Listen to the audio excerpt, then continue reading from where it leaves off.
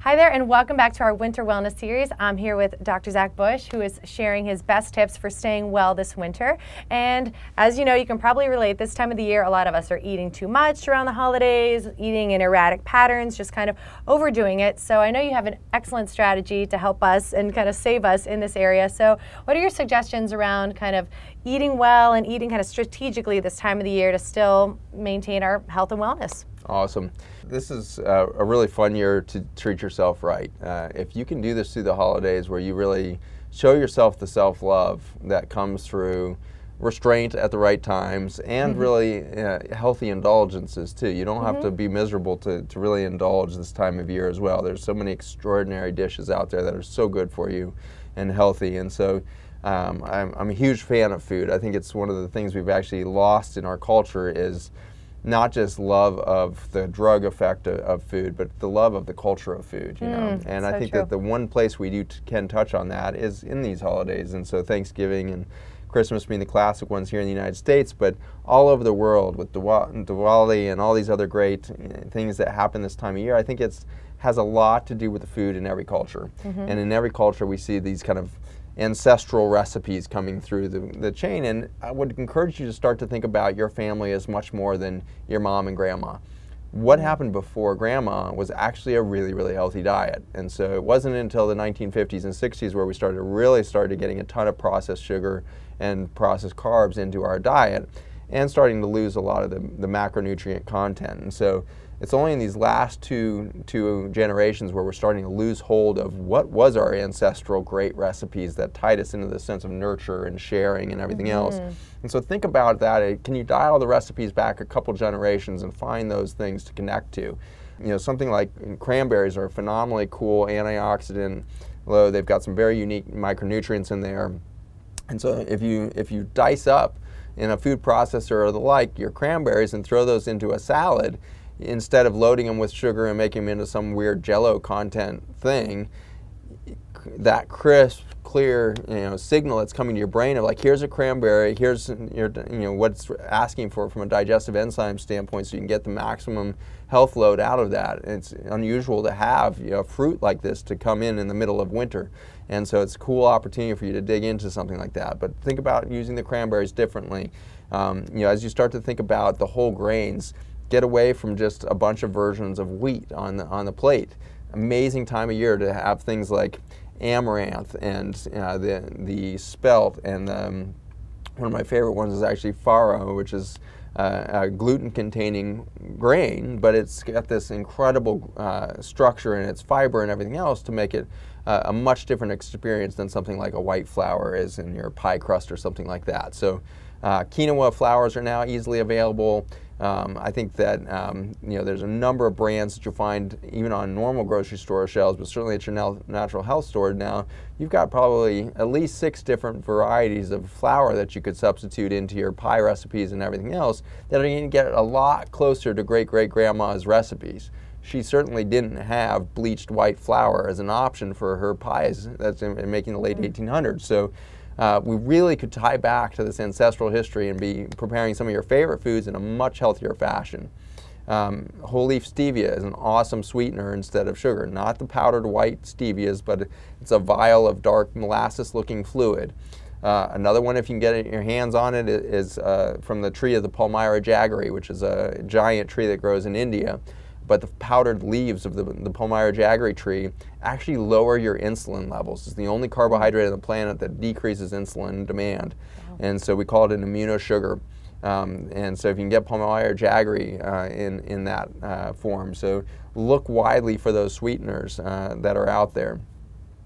Be very cautious of agave. It's a popular sweetener out there in the nutrition world, but a lot of it's very heavily chemically processed and everything else. So if you're going to get agave, make sure at least it's an organic one to be in the mix there. An organic maple syrup, I think it's a great time of year to celebrate those trees and to partake in that. We tend to use maple syrup very sparingly because a good bottle of maple syrup is running you $25 now. And so because of the cost, it's showing the value of that commodity, and we use it sparingly. And just make an effort not to buy the white sugar this time of year. Just simply, buy at very least an unprocessed, complex cane sugar in there. keep in mind it needs to be organic again. Very few places do we spray more chemical than in the sugar industry.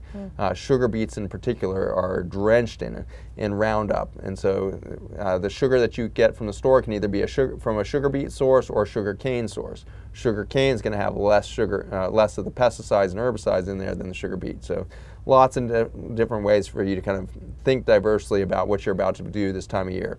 That was a big aside because I think the question was a little different than what I dove into there. But I just want to remind you that I'm never trying to recommend you stop having fun with family and food. I want you to have fun with family and food.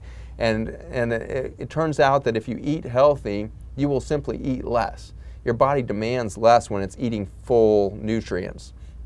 So one strategy to really tackle the dinner table well when it comes to these holidays is plan on seconds, thirds, and fourths. And so load your first tray with just veggies. Veggies, squash, your sweet potatoes, your salads, your chopped cranberries. A huge favorite of mine is a salad that I do with just fresh fennel that's just sliced on a mandolin, and fresh Brussels sprouts, not steamed, just raw Brussels sprouts that are pushed through the same one. You mix the Brussels sprouts from the mandolin in with the fennel, and you get this super fresh, kind of almost floral experience in that salad. Throw a little bit of a vinaigrette on there, rich in a good quality olive oil, and a little bit of vinegar in there, and it's heaven. So keep after that. Another approach is just the olive oil with lemons on there. So the lemon juice with olive oil has some magical properties to it, but that's one of my favorite recipes for the holiday salad. So now you imagine your plates fold up both cooked squash, some sweet potato, some chopped broccoli that's been steamed, and then something like that Brussels sprout fennel salad, and that's your first course. So full of fiber, so full of everything. You're now hydrated at the cellular level, you're thriving, and now you know you can go back for seconds. When you go back for seconds though, and you allow yourself to have some mashed potatoes and some of the carbs on the table, the doses you're going to go after are tiny compared with if you had made that your first course. So pick your first course wisely, enjoy the heck out of it. It's going to be the most flavorful series there. After that, you're just getting drug. And so the fat, salt, sugar combination of your white mashed potatoes, great drug. It's going to tell your brain to eat more, but if you're already full because you got so much fiber traveling through your small bowel, it's actually physically impossible to overeat at that point. You will start vomiting because the fiber is very slow moving through the gut appropriately. It's trying to slow down gut transit so you can get all the nutrients out of your food, and you try to force a bunch of fast moving carb behind that starchy potato, it's going to move fast and it's going to slam into that ball of fiber that's slowly, appropriately passaging your small intestine, and you're going to feel sick if you keep eating and overeating that starchy simplified carb at that point. So stay after the opportunity to keep your first course good, and the rest of the night's going to go a lot easier, and you'll feel really good about yourself. You're going to finish the meal not feeling bloated. You're going to feel like you've got the nutrients in. Your brain's going to be happy. You're going to just all the way around feel better in that journey. So then what do you do when you've overindulged and you feel like, wow, that didn't work so well, you know? And we all mess up where, you know, for one reason or another, we just decide, you know what, I'm just going after the drug now. I want chocolate, I want all 4 types of pie, and I would really like to have a huge pile of mashed potatoes and some sweet cranberries on top of that. And so you just got, you know, 2,500 calories over a 2-hour period, and it was all simplified carbs and weird stuff. It's pounding through your body, brain fog is set in. You're sitting there nearly comatose on the couch with your loved ones. Great time to do a 4-minute workout, by the way. But also a great time for you to just think about what the next day is going to look like. And the best way to deal with that is give your body a break. You're now in immune system overload, and your chance of getting sick in the next couple of days just flew through the roof. Give your immune system a break now. And so what does that look like? An 18-hour fast is really stupid simple to do. It just means you'd skip breakfast and wait until noon before you eat again. Waiting till noon forces your liver to start to release the calories you've packed into it. When you overeat, you're going to end up with 2 or 3 days worth of sugar stored as glycogen packed into your liver, often on top of a 2-day storage that was already there. And so you're going to really pack in the glycogen hard, and you've got all this sugar available. If you still have excess calories, it's all been switched into fat cells within and around your liver, which are the most inflammatory. Everything else. This is why everybody gets gout during Christmas, and everything else is you're dehydrated, you go into a huge carb load, you eat all the wrong foods, way too much processed sugar, and suddenly the immune system is in this inflammatory state, and you're sending too much of the wrong stuff into your periphery, and you end up with things like gout and severe heartburn, and it goes on and on and on.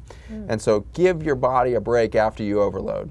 So 18-hour fast, eat lunch, again, load with the fiber, go with your fruits and veggies on the front end of that meal, and then stop eating by 6 p.m. the next day. So you're trying to crunch in the food between noon and 6 p.m.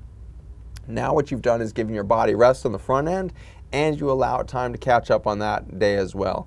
Now on day 3, you're reset, you're ready to go, and you're clicking. My favorite pattern would be like 3 days of intermittent fasting, where you kind of wait till noon to eat, pack it in from noon to 6, and then you feel like you're kind of back on track. And then that 4th day could be a grazing day, where you're back to kind of breakfast, some healthy snacking through the morning, nuts, seeds, legumes, that kind of thing, and then healthy lunch loaded with your biggest meal of the day is often going to be that lunchtime. And then try not to eat late, right? And so if you eat at 9 p.m. and you're back there eating 2 more slices of pie at 9, and you lay down at 11, your liver is going to wake you up at 3:30 or 4 in the morning. So depending on your metabolism, it might even wake you up earlier in that 2 to 3 a.m. range. But between 2 and 4 a.m., you're going to find yourself awake and kind of kicking and turning, wonder why you can't sleep well. It's because your body is trying to do this huge digestive effort in all of the wrong times of day. All the wrong hormones are turned on, your circadian rhythms are going to be screwed up in the rest. So stop eating early, cut back on the alcohol by that dinner time as well. Late night alcohol, absolutely going to wake you up in the middle of the night and screw up your sleep pattern. So keep the alcohol pushed early, always in moderation, right? It is not true that a glass of wine is good for your health. A glass of wine is always stressful. It is very clear that breast cancer goes up even with 1 glass of wine a day. And so daily alcohol, especially in the form of wine, is now a nuclear bomb. Why? Because all of the wine in the United States is laced with herbicides and pesticides. Even our organic wines coming out of the U.S. are not clean. The average California wine has 64 herbicides and pesticide chemicals in it, 64. Wow. And so we are drinking alcohol, which is a natural threat to the tight junction of the blood-brain barrier and the gut, and that's why you get drunk, and that's why you have brain fog, is you've disrupted all of these membranes within the body, and you're getting immune system overwhelm, and you're kind of getting the fogginess. And so it's a direct toxin, carrying with it 64 other chemicals with it. So no U.S. wines is a good rule of thumb. Where are you going to drink your wine from? Italy, France, make it organic whenever possible, or a very old vineyard. So the old family vineyards are not spraying still over there in France and Italy and are taking care of their vines. So an old family vineyard in that environment, know your wines if you're going to drink wine. What other alcohols? The only alcohol that really is relatively neutral on insulin and its pattern there would be tequila. It's one of the cleanest alcohols out there, doesn't have the same kind of glycemic effect on the pancreas and brain. Obviously, moderation. You can do just as much damage with tequila as you can any other alcohol, but if you're going to have a small amount of moderation alcohol, that's a much better one than a U.S. wine. So anyway, those are some thoughts across that whole trajectory, but the big point walking away from this one is give your body a break. If you've overwhelmed it, give it rest, and it can heal. It just needs the time. So 18-hour fast, do that intermittent fasting pattern, and your body will reward you with better health in the long run. Love it. Intermittent fasting is so powerful, along with watching the alcohol. And I love that tip too of just loading your plate with veggies first before you dive into all the treats, because we still want to celebrate and enjoy all these amazing, foods of the season too, and our ancestral, patterns and what our ancestors enjoyed too. It's awesome, awesome ideas. So, well, thanks for watching, everybody. Thanks again, Dr. Zach, for all your amazing tips. And if you want to learn more from Dr. Zach, go to intrinsichealthseries.com. Thanks for watching.